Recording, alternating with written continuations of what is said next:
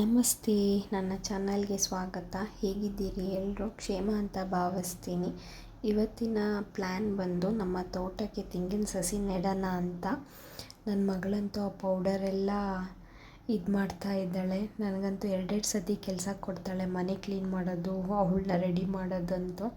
ಯಾರೆಲ್ಲ first time ನೋಡ್ತಾ ಇದ್ದೀರಾ ದಯವಿಟ್ಟು ಸಬ್ಸ್ಕ್ರೈಬ್ ಮಾಡ್ಕೊಳ್ಳಿ, ಲೈಕ್ ಮಾಡಿ, ಶೇರ್ ಮಾಡಿ. ಹಾಗೆ ನಾನು ಬೆಳಗ್ಗೆ ತಿಂಡಿಗೇ ಬಿರಿಯಾನಿಗೆಲ್ಲ ರೆಡಿ ಮಾಡಿಕೊಂಡೆ. ಇನ್ನು ಟೈಮ್ ಆಗೋಗಿತ್ತು, ಹಾಗಾಗಿ ಎಲ್ಲನೂ ಪ್ಯಾಕ್ ಮಾಡಿಕೊಂಡು ನಾವು ನರ್ಸರಿಗೆ ಹೋದ್ವಿ ಗಿಡಗಳನ್ನ ತೊಗೊಂಡು ಹೋಗೋಣ ಅಂತ. ಆದರೆ ಗಿಡಗಳು ತುಂಬ ದೊಡ್ಡವಿದ್ವು, ನಮ್ಮ ಕಾರಲ್ಲಿ ಆಗಲಿಲ್ಲ. ಹಾಗಾಗಿ ಅವರೇ ಒಂದು ಆಟೋ, ಗೊತ್ತಿರೋಂಥ ಆಟೋಗೆ ಹೇಳಿದ್ರು. ಅವರಂತೂ ತುಂಬ ಲೇಟ್ ಮಾಡಿದ್ರು ಬರೋಕ್ಕೆ. ಅಷ್ಟೊತ್ತಿಗೆ ನಾನು ಒಂದು ರೌಂಡ್ ಹೊಡ್ಕೊಂಬರೋಣ ನರ್ಸರಿನ ಅಂತ ಅಂದ್ಬಿಟ್ಟು ಬಂದೆ ಈ ಕಡೆ. ಸೊ ಅವರು ಹೇಗೆ ನೀರು ಹಾಕ್ತಿದ್ದಾರೆ ನೋಡಿ. ನಾನು ಚಿಕ್ಕ ವಯಸ್ಸಲ್ಲಿ ವಾಟರ್ ಕ್ಯಾನ್ ಯೂಸ್ ಮಾಡ್ಕೊಂಡು ನಾನು ಹೂವಿನ ಗಿಡಗಳಿಗೆ ಹೀಗೆ ನೀರು ಹಾಕ್ತಾಯಿದ್ದೆ, ಅದು ನೆನಪಾಯಿತು. ಸೊ ಅಷ್ಟು ಗಿಡಗಳು ಹೀಗೆ ಹಾಕ್ತೀರಾ ಅಂತ ಕೇಳಿದೆ. ಆ್ಯಕ್ಚುಲಿ ಅವರು ಅಂದರೆ ಸ್ವಲ್ಪ ಸಣ್ಣ ಸಣ್ಣ ಗಿಡಗಳಿಗೆಲ್ಲ ಅವರು ನೀರಾವರಿ ಫೆಸಿಲಿಟಿ ಮಾಡಿಲ್ಲ. ಹಾಗಾಗಿ ಈ ಥರ ಸಣ್ಣ ಸಣ್ಣ ಗಿಡಗಳಿಗೆ ಮ್ಯಾನ್ಯುವಲಿ ಹಾಗೆ ಹಾಕ್ತಾರೆ. ಇನ್ನು ಈ ಥರ ನೋಡಿ ದೊಡ್ಡ ದೊಡ್ಡ ಗಿಡಗಳಿಗೆ ಡ್ರಿಪ್ ಇರಿಗೇಷನ್ ಮಾಡಿದ್ದಾರೆ. ಸೊ ಅದೆಲ್ಲ ನೋಡ್ಕೊಂಡು ಬಂದೆ. ಇದೆಲ್ಲ ತುಂಬ ಹಿಂದೆ ಇರೋದು, ಸ್ಟಾರ್ಟಿಂಗ್ ಇರೋವೆಲ್ಲ ಸಣ್ಣ ಗಿಡಗಳು. ಆ ಕಡೆ ಇರೋದೇ ನೋಡಿ ತೆಂಗಿನ ಸಸಿ, ತುಂಬ ದೊಡ್ಡದಿದೆ. ಅದು ನಮ್ಮ ಕಾರ್ಗೆ ಆಗಲ್ಲ. ಹಾಗೆ ಪ್ರತಿಯೊಂದು ಗಿಡಂತೂ ಬುಡನ ಅಬ್ಸರ್ವ್ ಮಾಡಬೇಕಾದ್ರೆ ಕಸಿ ಮಾಡಿದರು. ಅಂದರೆ ಬುಡನೇ ಬೇರೆ, ಮೇಲ್ಗಡೆ ಇರೋಂಥ ಗಿಡನೇ ಬೇರೆ ಸ್ಟೆಮ್ಮು. ಸೊ ಈ ಥರ ಕಸಿ ಮಾಡೋದ್ರಿಂದ ಗಿಡಗಳು ಹಾಳಾಗಲ್ಲ. ಹಾಗೆ ಕ್ವಾಲಿಟಿ ಇದನ್ನು ಹಣ್ಣನ್ನು ಎಕ್ಸ್ಪೆಕ್ಟ್ ಮಾಡ್ಬೋದು. ರೋಗನೂ ಅಷ್ಟೇ ಬೇಗ ಹಿಡಿಯಲ್ಲ. ಮತ್ತು ಇದು ನೋಡ್ತಾ ಇರ್ಬೋದು ನೀವು ಎಷ್ಟು ಹೈಟ್ ಇದೆ ಅಂತಂದರೆ, ಈ ಗಿಡಗಳೆಲ್ಲ ಆಲ್ಮೋಸ್ಟ್ ನನಗಿಂತ ಎತ್ತರ ಇದ್ದಾವೆ. ಸೊ ನಾವು ಇದನ್ನೆಲ್ಲ ತೊಗೊಂಡೋಗಿ ನೆಟ್ಟರೆ ಆರಾಮಾಗಿ ಒಂದು 3 ವರ್ಷದಲ್ಲಿ, 3ರಿಂದ 4 ವರ್ಷದಲ್ಲೆಲ್ಲ ಫಸಲನ್ನ ಎಕ್ಸ್ಪೆಕ್ಟ್ ಮಾಡ್ಬೋದು.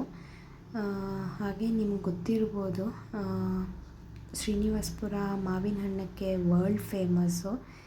ಇದಕ್ಕೆ ಅನಿಸುತ್ತೆ ನೋಡಿ, ಪ್ರತಿಯೊಂದು ಗಿಡನೂ ಆಲ್ಮೋಸ್ಟ್ ಮಾವಿನ ಗಿಡ, ಹಲಸಿನ ಗಿಡ, ಸುಮಾರು ಗಿಡಗಳನ್ನೂ ಅಷ್ಟೇ ಈ ಥರ ಕಸಿ ಮಾಡಿದ್ದಾರೆ. ಇನ್ನು ನಾವು 2 ಹಲಸಿನ ಗಿಡ ತೊಗೊಂಡ್ವಿ, ಅದು ಕೂಡ ಕಸಿ ಮಾಡಿದ್ದಾರೆ ನೋಡಿ. ಬುಡನೇ ಬೇರೆ, ಇದೆ ಬೇರೆ. ಸೊ ನಾವು ತೊಗೊಂಡಿರೋದು ಒಂದು ಯೆಲ್ಲೋ ಕಲರು, ಇನ್ನೊಂದು ಸ್ಲೈಟ್ಲಿ ಆರೆಂಜ್ ಕಲರು. ಇನ್ನು ನೋಡಬೇಕು ಅದು ಅದೇ ಕಲರ್ ಕೊಟ್ಟಿದ್ದಾರಾ ಅಥವಾ 2 ಸೇಮ್ ಕೊಟ್ಟಿದ್ದಾರಾ ಅಂತ.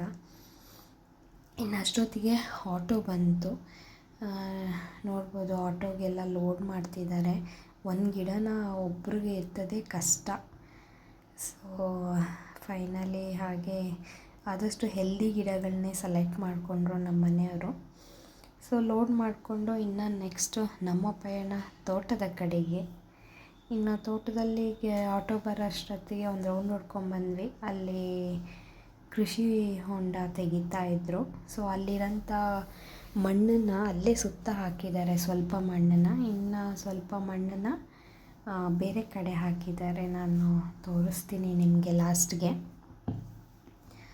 ಹಾಗೆ ಕೃಷಿಲೆಲ್ಲ ರೌಂಡ್ ಹೊಡ್ಕೊಂಡು ವಾಪಸ್ ಹೋಗೋಷ್ಟೊತ್ತಿಗೆ ಆಟೋ ಬಂತು. ಇನ್ನು ಅದರಲ್ಲಿರೋಂಥ ಗಿಡಗಳನ್ನೆಲ್ಲ ನಮ್ಮ ಮನೆಯವರು ಮತ್ತು ಎಲ್ಲರೂ ಸೇರಿಕೊಂಡು ಅನ್ಲೋಡ್ ಮಾಡಿದ್ರು.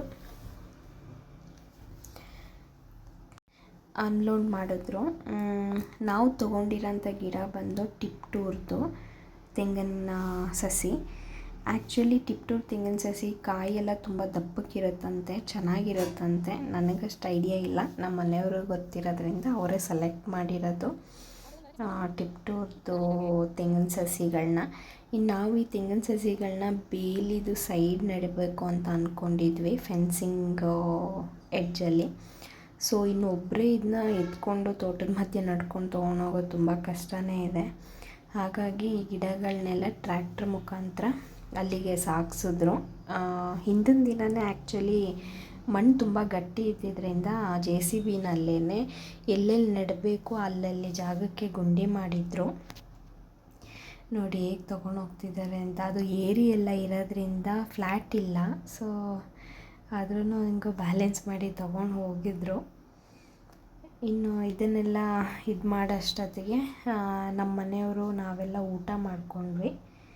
ಹಾಗೆ ನನ್ನ ಮಗಳಿಗೂ ಕುರುಕ್ ತಿಂಡಿ ತೊಗೊಂಡು ಬಂದಿದ್ದೆ. ಅವಳಿಗೆ ರೈಸೆಲ್ಲ ಅಷ್ಟು ತಿನ್ನಲ್ಲ. ಹಾಗೆ ಊಟ ಎಲ್ಲ ಮಾಡ್ಕೊಂಡಂಗೆ ಒಂದು ರೌಂಡು ನೋಡ್ಕೊಂಡು ಬಂದ್ವಿ ಎಲ್ಲ ಸಸಿಗಳನ್ನೆಲ್ಲ ಹೇಗೆ ಇಟ್ಟಿದ್ದಾರೆ ಅಂತೆಲ್ಲ.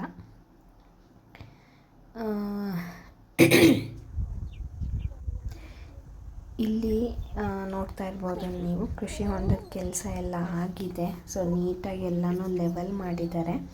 ಇನ್ನು ನನ್ನ ಮಗಳಂತೂ ಅಲ್ಲಿ ಸ್ಲೈಡ್ ಅಂತ ಇದ್ಲು, ಹಾಗಾಗಿ ಜಾಸ್ತಿ ಹೊತ್ತು ನಾವು ಅಲ್ಲಿ ಇರಲಿಲ್ಲ. ನಾವು ಲಾಸ್ಟ್ ವೀಕ್ ನೆಟ್ಟಂಥ ಗಿಡಗಳನ್ನೆಲ್ಲ ನೋಡ್ಕೊಂಡು ಬಂದ್ವಿ. ಎಷ್ಟು ಖುಷಿ ಅನಿಸುತ್ತೆ ಅಂದರೆ, ಆ್ಯಕ್ಚುಲಿ ಪ್ಲ್ಯಾಸ್ಟಿಕ್ಕಲ್ಲಿ ಇರೋವಾಗಲೇ ಗಿಡಗಳು ಒಂಥರ ಇರ್ತವೆ. ಅವನ್ನ ಭೂಮಿಗೆ ನೆಡಬೇಕಾದ್ರೇ ನೆಟ್ಟಾದ್ಮೇಲೆ ಅವುಗಳು ತುಂಬ ಚೆನ್ನಾಗಿ ಚಿಗುರೆಲ್ಲ ಬಂದು ನೋಡೋಕ್ಕೆ ಒಂಥರ ಚೆನ್ನಾಗಿರುತ್ತೆ ಗಿಡಗಳು. ಸೊ ಎಲ್ಲನೂ ನೋಡಿಕೊಂಡು ಹಾಗೆ ಒಂದು ರೌಂಡ್ ಹೊಡ್ಕೊಂಡು ಬಂದ್ವಿ. ಇನ್ನು ನೆಕ್ಸ್ಟು ನಾವು ತಂದಿರೋಂಥ ತೆಂಗಿನ ಸಸಿಗಳನ್ನ ನೆಡೋಕ್ಕೆ ರೆಡಿ ಮಾಡಿಕೊಂಡ್ರು. ಸೊ ಹಿಂದಿನ ದಿನವೇ ಆ್ಯಕ್ಚುಲಿ JCBನಲ್ಲಿ ಈ ಥರ ಒಂದೊಂದು ಗುಂಡಿ ಎಲ್ಲ ಮಾಡಿದ್ರು, ಇಲ್ಲಾಂದರೆ ತುಂಬ ಗಟ್ಟಿ ಇದೆ ಹಾಗಾಗಿ. ಸೊ ಇನ್ನು ತೆಂಗಿನ ಸಸಿನ ನೆಡಬೇಕಾದ್ರಂತೂ ತುಂಬ ಕಷ್ಟ ಆಯಿತು. ಯಾಕಂತಂದರೆ ಅದು ತೆಂಗಿನ ಸಸಿನ ಎತ್ಕೊಂಡು, ಅಂದರೆ ಟ್ರ್ಯಾಕ್ಟ್ರಿಂದ ತೊಗೊಂಡು ಪುನಃ ಎತ್ತಿ ಇಳಿಸಿ ಫುಲ್ಲು ಬುಡ ಅಳ್ಳಾಡೋಕ್ಕಾಗ್ಬಿಟ್ಟಿದ್ವು. ಸೊ ನೆಡಬೇಕಾದ್ರೆ ತುಂಬ ಕಷ್ಟ ಆಯಿತು. 2-3 ಲಾಜಿಕ್ಕೆಲ್ಲ ಯೂಸ್ ಮಾಡಿರೋದು, ಅದು ಯಾವುದೂ ವರ್ಕ್ ಆಗಲಿಲ್ಲ. ಯಾಕಂತಂದರೆ ನೋಡಿ, ಇಲ್ಲಿಂದ ಮತ್ತೆ ಇಳಿಸ್ಬೇಕು ಅಂತಂದರೆ ಕೆಳಗಡೆ ಕಂಪ್ಲೀಟಾಗಿ ಕಟ್ಟಾಗಿಲ್ಲ ಅದು.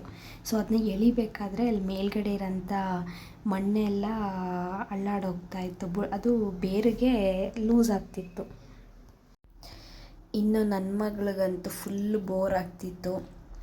ಯಾಕಂದರೆ ಮೊಬೈಲ್ ಇಲ್ಲ, TV ಇಲ್ಲ. ಅದೇ ಮನೇಲಾಗಿದ್ದಿದ್ರೆ ಮೊಬೈಲು TVಗೆ ತುಂಬ ಹಠ ಮಾಡ್ತಾಯಿದ್ಲು. ಅದೊಂದು ರೀತಿಯಲ್ಲಿ ಹೆಲ್ಪ್ ಆಯಿತು. ಅದಕ್ಕೆ ಅವಳು ಅವ್ರ ಅಪ್ಪನ ಮೇಲೆ ಹತ್ಕೊಂಡು ಸಾಹಸ ಮಾಡ್ತಾಯಿದ್ದಾಳೆ. ಸೊ ಫೈನಲಿ ಅದನ್ನ ನೀಟಾಗಿ ಮಣ್ಣು ಹಾಕಿ ನಾವು ಬುಡನೆಲ್ಲ ನೀಟಾಗಿ ತುಣಿತಾರೆ, ಯಾಕಂತಂದರೆ ಮಣ್ಣೆಲ್ಲ ಕಚ್ಕೊಳ್ಳಿ ಅಂತ. ಹಾಗೆಯೇ ನಾವು ನೆಕ್ಸ್ಟ್ ಏನಾದ್ರೂ ನೀರು ಹಾಕ್ತೀವಲ್ಲ, ಆ ನೀರು ಹರ್ಕೊಂಡು ಹೋಗಬಾರ್ದು ಅಂತ ಅದು ಸ್ವಲ್ಪ ಅಷ್ಟಾಗಲ ಗುಂಡಿಯಾಗಿರಬೇಕು ಅಂತ ಅಂದ್ಬಿಟ್ಟು ಗುಂಡಿ ಮಾಡ್ತಾರೆ. ಇನ್ನು ನನ್ನ ಮಗಳಂತೂ ಟ್ರ್ಯಾಕ್ಟರ್ ಡ್ರೈವಿಂಗಿಗೆ R&D ಮಾಡ್ತಾಯಿದ್ದಾಳೆ. ಎಕ್ಸ್ಲೀಟ್ರು ಅದು ಇದು ಎಲ್ಲ. ಪುಣ್ಯಕ್ಕೆ ಅವಳಿಗೆ ಸ್ಟಾರ್ಟ್ ಮಾಡೋಕ್ಕೆ ಗೊತ್ತಾಗಿಲ್ಲ, ಅವಳು ಫುಲ್ಲು ಬ್ಯುಸಿ ಅದರಲ್ಲಿ. ಅಷ್ಟೊತ್ತಿಗೆ ಇವರೊಂದು ಲಾಜಿಕ್ ಹುಡ್ಕೊಂಡ್ರು, ಇದು ನೋಡಿ ನಿಮಗೂ ಹೆಲ್ಪ್ ಆಗ್ಬೋದು ಗಿಡಗಳು ನೆಡೋಕ್ಕೆ, ಅಂದರೆ ದೊಡ್ಡ ಗಿಡಗಳನ್ನ ನೆಡೋಕ್ಕೆ. ಇದನ್ನು ಆ್ಯಕ್ಚುಲಿ ನಾನು ಶಾರ್ಟ್ಸಲ್ಲಿ ಹಾಕಿದ್ದೀನಿ, ಯಾವ ರೀತಿ ಮಾಡಬಾರ್ದು ಆ್ಯಂಡ್ ಹೀಗೆ ಮಾಡಿ ಅಂತ. ಸೊ ಫಸ್ಟೇ ಕೆಳಗಡೆ ಇದು ಮಾಡಿಕೊಂಡು ಸ್ವಲ್ಪ ಮೇಲ್ಗಡೆನ ಸ್ವಲ್ಪ ಭಾಗ ಗಂಟ ಮಾತ್ರ ಕಟ್ ಮಾಡ್ಕೊಬೇಕು. ಅಂದರೆ ಕೆಳಗಡೆ ಕಂಪ್ಲೀಟ್ಲಿ ಪ್ಲಾಸ್ಟಿಕ್ ಇರಬಾರ್ದು, ಯಾಕಂದರೆ ಎಳಿಯೋಕ್ಕೆ ಕಷ್ಟ ಆಗುತ್ತೆ ಅಂತ ಅಂದ್ಬಿಟ್ಟು. ನೋಡಿ ಈ ಥರ ನೀಟಾಗಿ ಪ್ಲೇಸ್ ಮಾಡಿದ್ಮೇಲೆ ಆರಾಮಾಗಿ ನಾವು ಪ್ಲಾಸ್ಟಿಕ್ನ ಎತ್ಬಿಡ್ಬೋದು. ಯಾಕಂದರೆ ಅದು ಕೆಳಗಡೆ ಏನು ಗಟ್ಟಿಯಾಗಿ ಕೂತ್ಕೊಳ್ಳಲ್ಲ, ಹಾಗಾಗಿ. ಇನ್ನು ನೆಕ್ಸ್ಟ್ ಕಟ್ ಮಾಡಿಕೊಂಡ್ರೆ ಆರಾಮಾಗಿ ಹೋಗುತ್ತೆ. ಹಾಗೆಯೇ ಹಲಸಿನ ಗಿಡಗಳನ್ನೆಲ್ಲ ನೆಟ್ಟು, ಇನ್ನು ಇಲ್ಲಿ ನೋಡಿ ಕೃಷಿ ಮಣ್ಣು, ಅದೇ ಕೃಷಿ ಹೊಂಡದ ಮಣ್ಣು ಇದೆಯಲ್ಲ, ಅದನ್ನ ಈ ಕಡೆ ಹಾಕಿದ್ದಾರೆ. JCBನಲ್ಲೆಲ್ಲ ಲೆವೆಲ್ ಮಾಡಿದ್ರು. ಇನ್ನೊಂದು ಸೈಡ್ ಬಂದು ಬದನೆಕಾಯಿ ಗಿಡ ನೆಟ್ಟಿದ್ದಾರೆ. ಹಾಗೆ ಹೋಗಿ ನೋಡ್ಕೊಂಡು ಬರೋಣ ಅಂತ ಹೋದೆ. ಆಲ್ಮೋಸ್ಟ್ ಎಲ್ಲವೂ ಮೊಗ್ಗಾಗಿದ್ವು, ಹೂ ಬಿಡ್ತಾಯಿದ್ವು ಕೆಲವು ಎಲ್ಲ. ಇನ್ನು ಫೈನಲಿ ಅಷ್ಟೊತ್ತಿಗೆ ಸಂಜೆ ಆಗಿಬಿಟ್ಟಿತ್ತು. ಇನ್ನು ಗಿಡಗಳು ನೆಟ್ಬಿಟ್ರೆ ಸಾಕ, ಅವುಗಳಿಗೆ ನೀರು ಬೇರೆ ಹಾಕಬೇಕಲ್ವ. ಒಂದೊಂದು ಗಿಡಕ್ಕೆ 20 ಲೀಟರ್ಸ್ ಅಂದರೆ 1 ಕ್ಯಾನ್ ನೀರು ಬೇಕು. ಅದನ್ನೆಲ್ಲ ಹಾಕಿ ನಾವು ಮನೆಗೆ ಹೊರಟ್ವಿ. ಲೇಟಾಗೋಯಿತು. ದಯವಿಟ್ಟು ಲೈಕ್ ಮಾಡಿ, ಸಬ್ಸ್ಕ್ರೈಬ್ ಮಾಡಿ, ಶೇರ್ ಮಾಡಿ.